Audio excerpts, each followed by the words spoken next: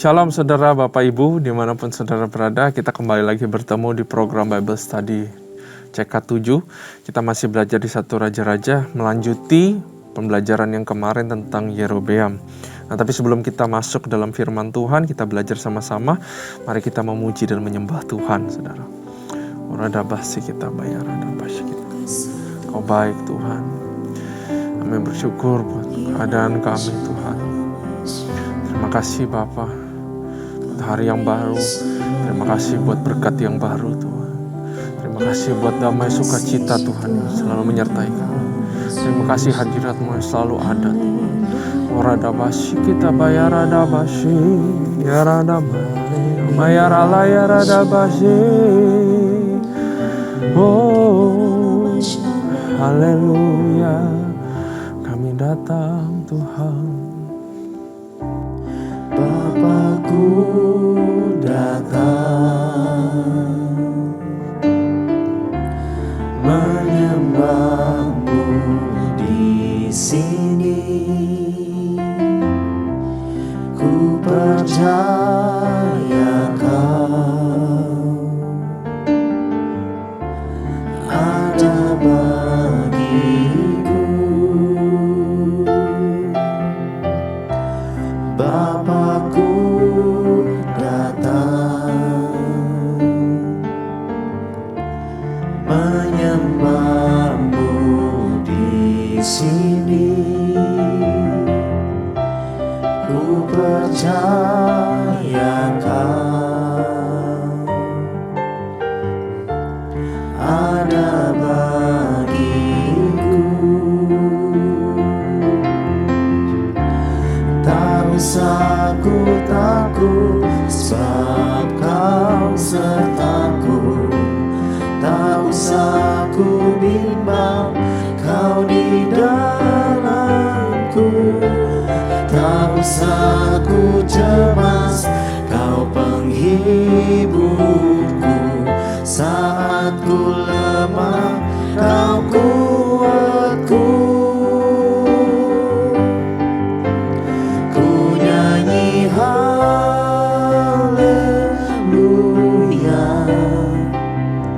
ku nyanyi haleluya.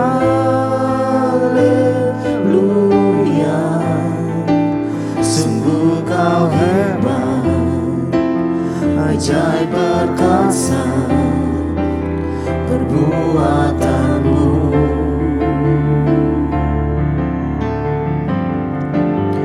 Ku nyanyi haleluya, ku nyanyi haleluya.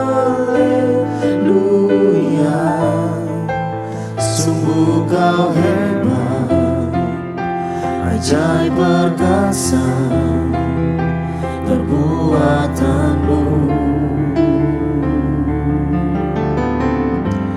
di hidupku.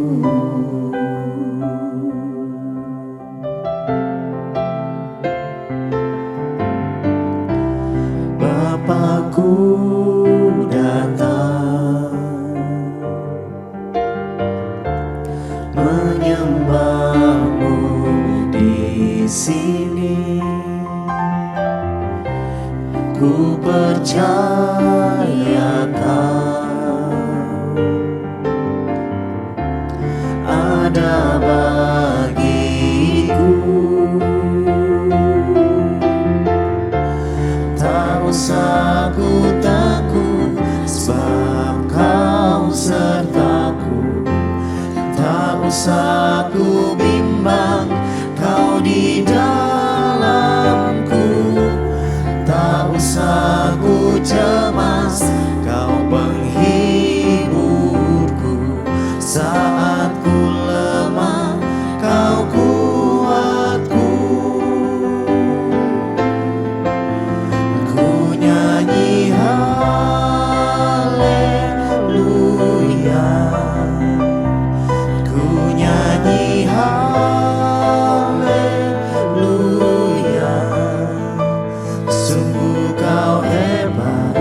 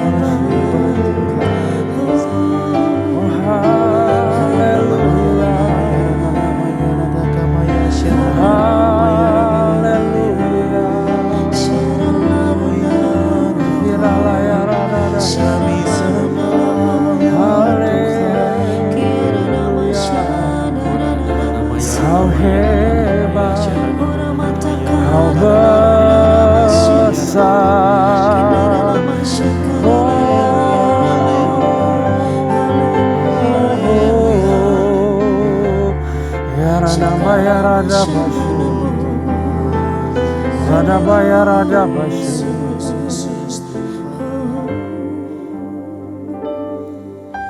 Hidupku dalam tangan-Mu, oh Yesus. Setiap langkah Kau tetapkan bagiku. Walau kadang ku tak dapat mengerti jalan-Mu, tetap ku percayakan hidupku. Sebab aku ini hamba-Mu, oh Yesus. Jadilah padaku seturut firman-Mu. Engkau Tuhan yang selalu menggenapi janji-Mu. Rancangan-Mu terbaik bagiku. Yesus, ku percaya. Yesus, sungguh ku percaya. Rencana-Mu yang ajaib terjadi di dalamku. Yesus, sungguh ku percaya.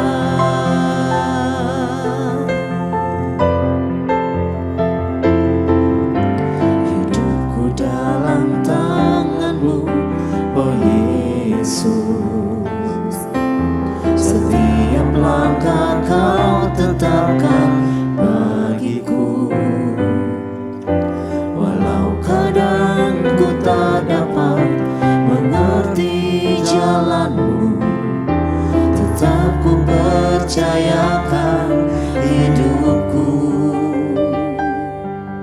Sebab aku ini hamba-Mu, oh Yesus. Jadilah padaku seturut firman-Mu. Engkau Tuhan yang selalu menggenapi janji-Mu. Rancangan-Mu terbaik bagiku. Yesus, ku percaya. Yesus, sungguh ku percaya. Rencana-Mu yang ajaib terjadi di dalamku. Yesus, sungguh ku percaya. Yesus, ku percaya. Yesus, sungguh ku percaya. Rencana-Mu yang ajaib terjadi di dalamku.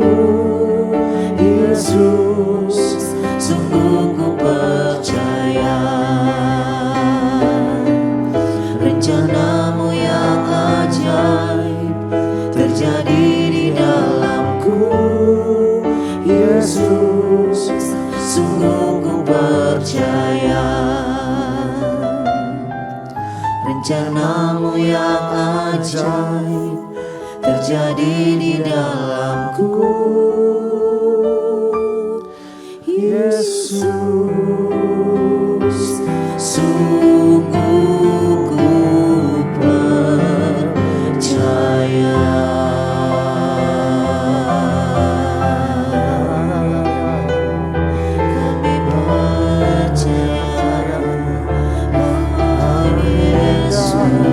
Rancangan-Mu ajaib katakan di hidup. Rencana-Mu terjadi bagiku. Ya rada baya rada basyu. Terima kasih Tuhan. Kami percaya Tuhan, rencana-Mu ajaib terjadi di kehidupan kami dan akan terus terjadi di kehidupan kami ya Tuhan. Karena Kau Allah yang setia, Kau Allah hidup, Engkau Allah Abraham, Allah Yakub, Allah Ishak yang kami sembah, yang begitu besar ya Tuhan. Bapa, ajari kami firman-Mu, berikan hikmat yang baru, rapi lidah bibir hamba-Mu, sembunyikan hamba-Mu di balik salib-Mu. Berikan kami hikmat sama-sama supaya kami mendengar dan juga kami mengerti dan juga kami bisa praktekkan firman-Mu. Hanya di dalam nama Tuhan Yesus. Haleluya. Amin. Sekali lagi saudara, shalom buat kita semua. Ya, mari kita buka firman Tuhan hari ini di 1 Raja-Raja pasal yang ke-14. 13, 14 masih memberikan kita konteks raja seperti apa sih setelah Salomo meninggal ya. Dua kerajaan terpisah, jadi ada dua raja. Pasal ke-13, rajanya yang di atas, di Northern Kingdom of Israel itu Yeroboam, saudara, yang bukan keturunan raja. Raja yang di bawahnya itu namanya Rehabeam. Dia keturunan raja, keturunannya daripada Salomo, saudara. Nah, dua-duanya juga nggak benar. Kenapa nggak benar?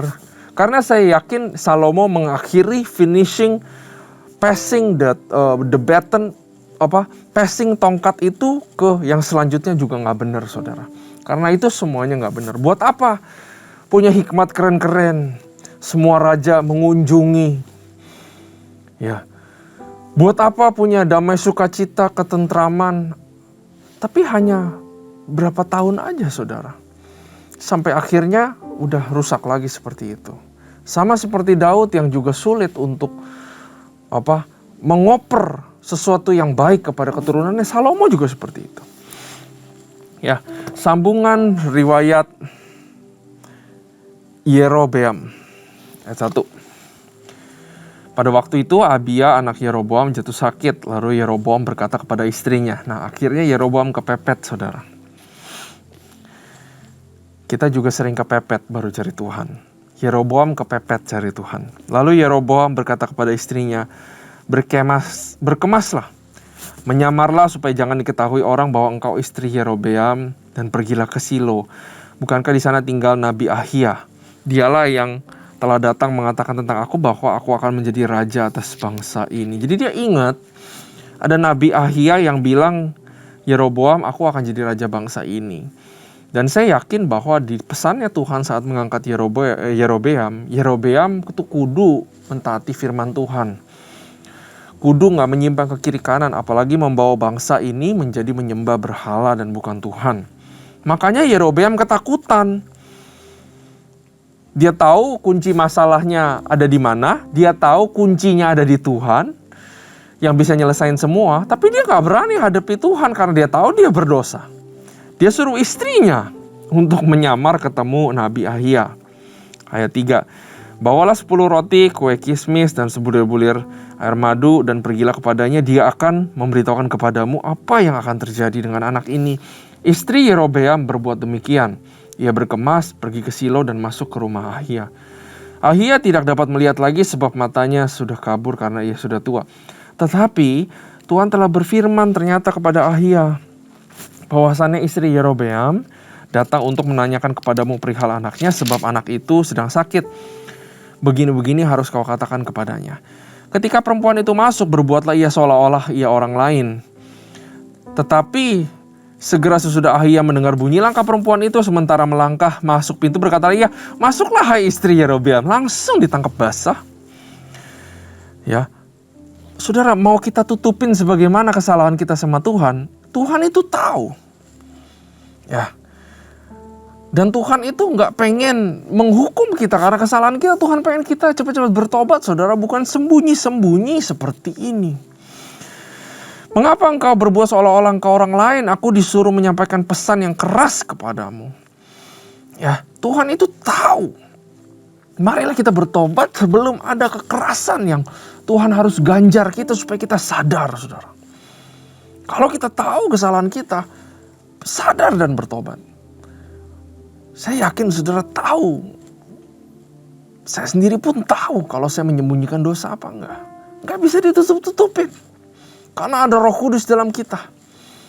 Dia akan bilang, kalau kita melakukan kesalahan, ya jangan tutup-tutupin karena Tuhan tahu. Jangan sampai kita jadi orang yang susah sadar dan bertobat sehingga kita kena sesuatu yang keras. Ayat 7. Pergilah katakan kepada Yerobeam, beginilah firman Tuhan, Allah Israel, aku telah meninggikan engkau dari segala bangsa itu dan mengangkat engkau menjadi raja atas umatku Israel. Aku telah mengoyakkan kerajaan dari keluarga Daud dan memberikannya kepadamu. Tetapi engkau tidak seperti hambaku Daud yang tetap mentaati segala perintahku dan mengikuti aku dengan segenap hatinya dan hanya melakukan apa yang benar di mataku. Sebab engkau telah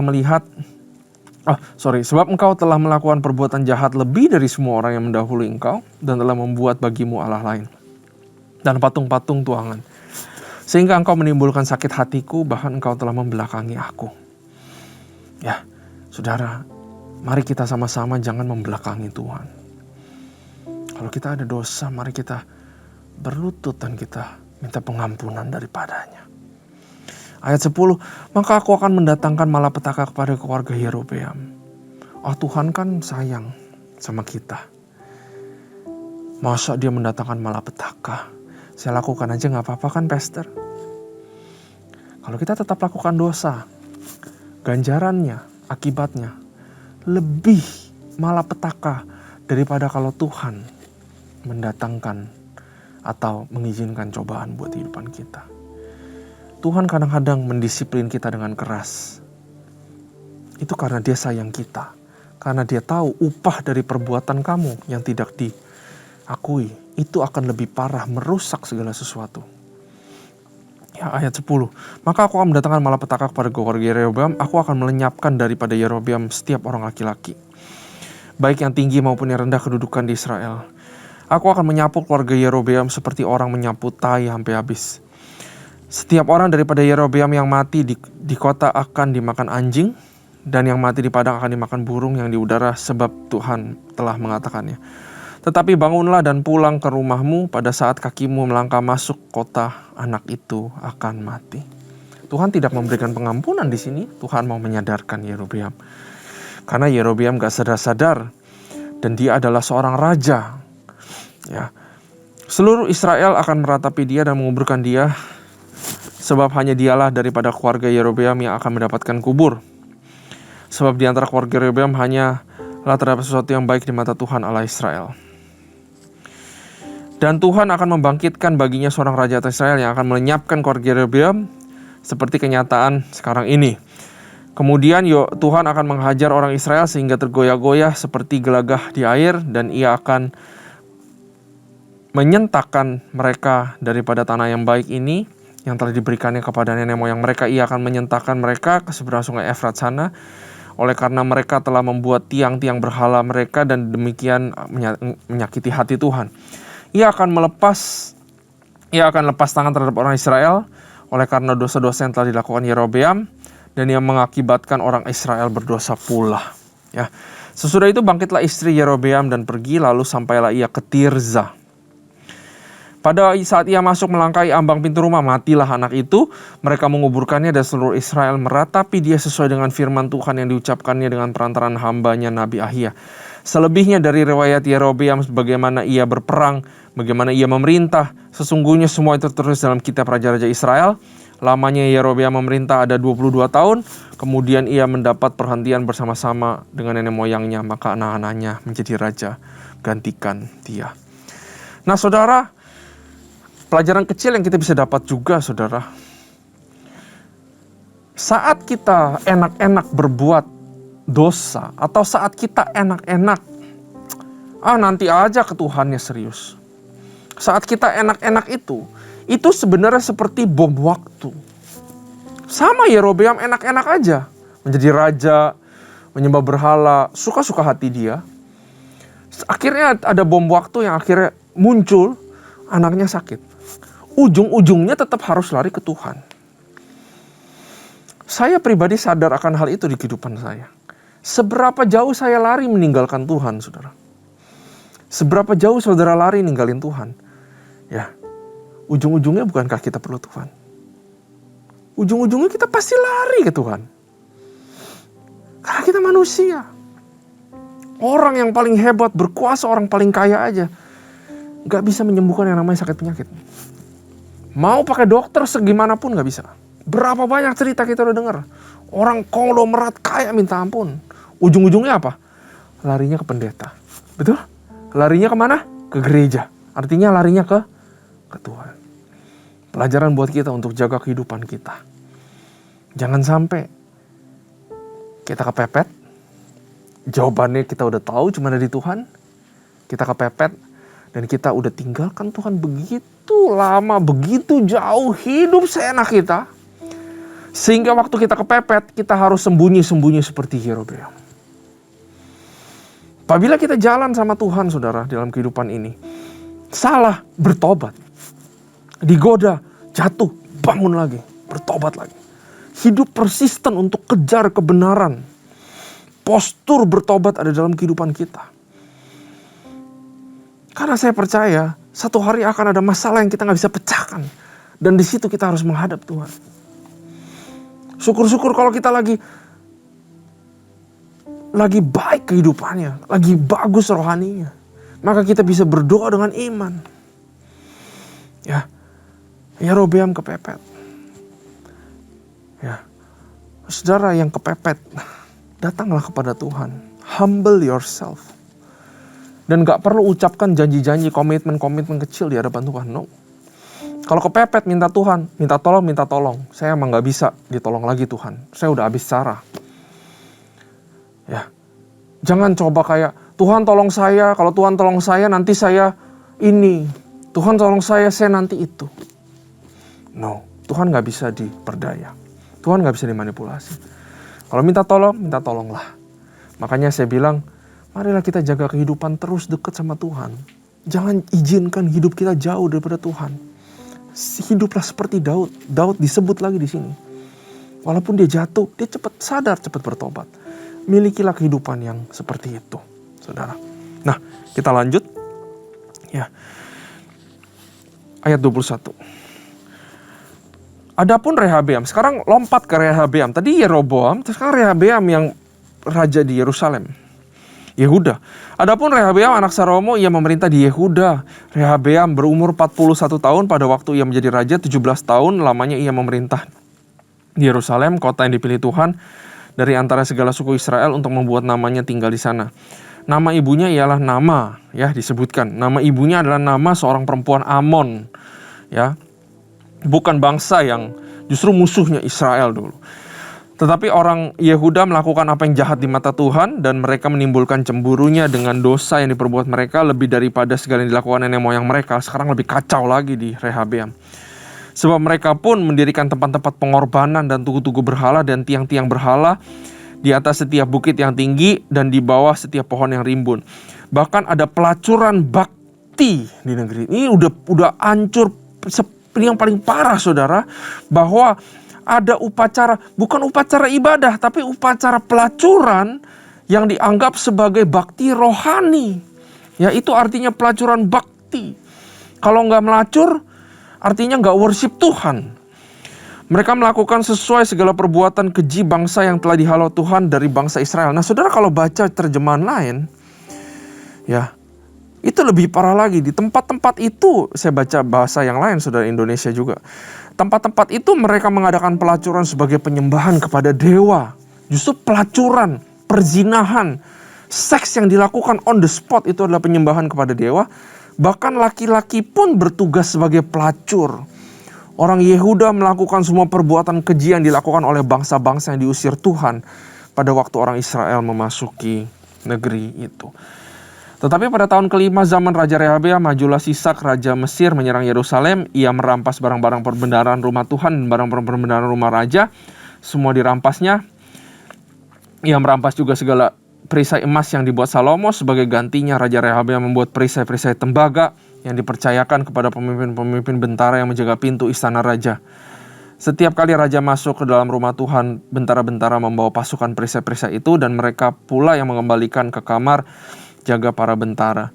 Selebihnya dari riwayat Rehabeam, dari segala yang dilakukannya, bukankah semua itu tertulis dalam kitab sejarah Raja-Raja Yehuda?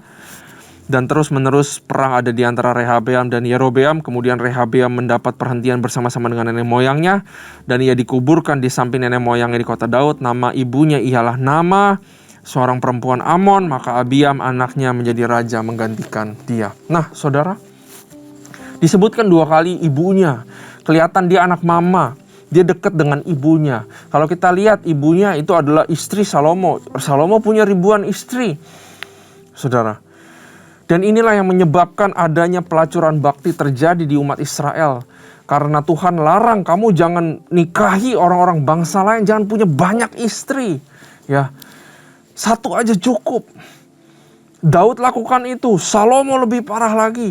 Anak ini lebih parah lagi. Dia lihat, dia belajar dari orang tuanya. Dia lihat belajar dari ibunya yang emang suku di luar Israel itu aneh-aneh cara worshipnya, saudara. Jadi sekarang menjadi upacara pelacuran bakti di umat Israel. Ya, satu hal yang kita bisa belajar dari Rehabeam dan Yeroboam apa, saudara? Mereka diberkati menjadi raja, betul? Apalagi Yeroboam, bukan keturunan raja jadi raja. Tapi dia tidak menghargai berkat daripada Tuhan. Ya, saya bacakan 1 Petrus 2 ayat 10. Ini tambahan terakhir, saudara. Kamu yang dahulu bukan umat Allah. Saudara umat Allah gak? Bukan. Saya umat Allah dulu. Bukan. Saya orang berdosa diadopsi sama Tuhan. 1 Petrus 2 ayat 10. Kamu yang dahulu bukan umat Allah, tetapi yang sekarang telah menjadi umatnya. Yang dahulu tidak dikasihani, tetapi yang sekarang telah beroleh belas kasihan. Saudara-saudaraku yang kekasih, aku menasihati kamu, kata Petrus, supaya sebagai pendatang dan perantau kamu menjauhkan diri dari keinginan-keinginan daging yang berjuang melawan jiwa. Milikilah cara hidup yang baik di tengah-tengah bangsa bukan Yahudi. Mereka dapat melihatnya daripada perbuatan-perbuatan baik dan memuliakan Allah pada hari Ia melawat mereka.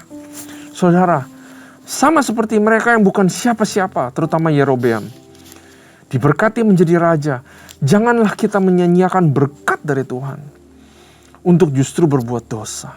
Kalau saudara sekarang dalam keadaan baik, saudara dalam keadaan oke, saudara bisa mewujudkan keinginanmu, saudara bisa mewujudkan mimpi-mimpimu. Ingat, jadi kacang gak boleh lupa sama kulitnya. Itu semua karena Tuhan yang membeli kita, yang menebus kita, yang memberkati kita, yang menuntun kita. Oleh karena kasih karunia kita dibenarkan waktu kita berbuat salah. Jangan karena ini malah kita mempraktekkan hal-hal yang justru menyedihkan hati Tuhan dan menjadi tidak taat. Hati-hati dengan orang-orang sekelilingmu, dengan orang-orang di mana kamu bergaul.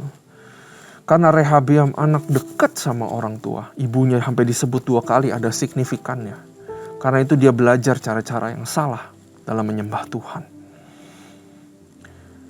Pergaulan juga bisa influensi kita. Juga bisa mempengaruhi kita. Ya, pelajaran untuk kita orang tua. Janganlah wariskan sesuatu yang jelek. Tapi fokuslah wariskan warisan rohani yang baik. Ajarilah anak-anak kita belajar firman Tuhan. Ajari anak-anak kita berdoa. Ajari anak-anak kita mengenal pribadi Tuhan. Itu adalah warisan yang terbaik yang bisa diberikan seorang ibu atau bapak kepada anaknya. Amin. Terima kasih Tuhan buat firman ini. Kami belajar banyak supaya kami tidak menyia-nyiakan kehidupan kami. Bahwa kami orang-orang yang telah diberkati. Orang-orang yang dikasih karunia Tuhan. Biar kami tetap pegang kehidupan yang benar. Roh Kudus kuatkan kami. Tegur kami. Supaya kami berjalan dalam kebenaran. Bapa, aku berdoa biar kami semua bertobat. Apabila ada kesalahan Tuhan, ampuni kami ya Bapa. Dan kami mau berjalan benar lagi dengan-Mu ya Tuhan. Terima kasih Tuhan. Hanya di dalam nama Tuhan Yesus. Haleluya. Amin. Tuhan Yesus memberkati.